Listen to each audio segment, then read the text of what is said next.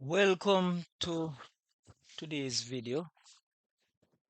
In the previous video, we looked at how we find the circumference given the diameter of a circle without the use of a calculator. Did you visit the video?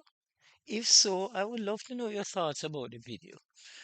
Alright, so in today's video, we will give the circumference and we want to find the diameter using a geometrical construction. Alright, so here we have a line. The length of the line is 300 millimeters, right? So I want to know, I have the circumference, I want to know what's the diameter, all right? So the first step is to draw the circumference. In this case, it's 300 millimeters. So I'm going to draw it about here. All right, so it's 300 millimeters, all right? Good. All right, so this is our line AB. Here's the original line on here. And it's 300 millimeters. The computer measured it for me, okay? All right. So the first step is to bisect the line, all right? All right, here we have our two arcs drawn from A and B. The next step, we're going to draw the bisector. Enter. Right? So this is how you bisect a given line, okay? So after we bisect the line, we're going to draw a semicircle where the bisector intersect the baseline. So we're going to draw a semicircle. So, all right, here we have our arc drawn from where the bisector intersect the line AB. We draw a semicircle. Radius equal to the distance from the bisector to A. That would be the radius. All right, the next step, we're going to draw an arc, radius center B, radius where the bisector intersects the line AB, which is right here where the cursor is, okay?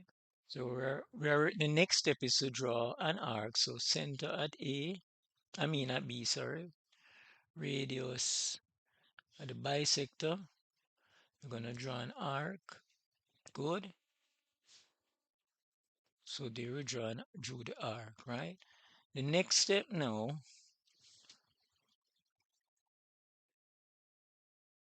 we're going to draw a perpendicular from where this arc intersect the semicircle. We're going to draw a perpendicular.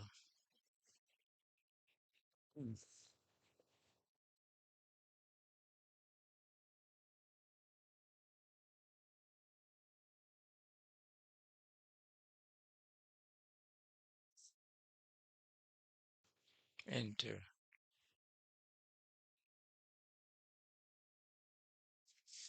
All right, now the next step is to draw an arc center E, radius where the arc intersect the semicircle previously.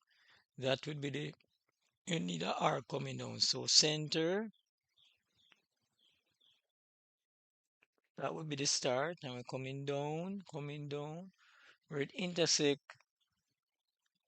the baseline AB.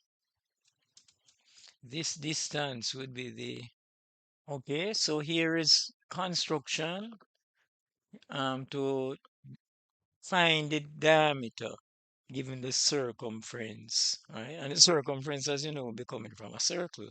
So this topic falls under the circles topic in technical drawing or engineering drawing, okay? So this brings us to the end of today's video. And I would love to know your thoughts about the video, okay? So in the next video, we'll be looking at the cycloid, right? How does a point and a circle move under definite conditions? So see you in the next video. Thanks for watching. Bye.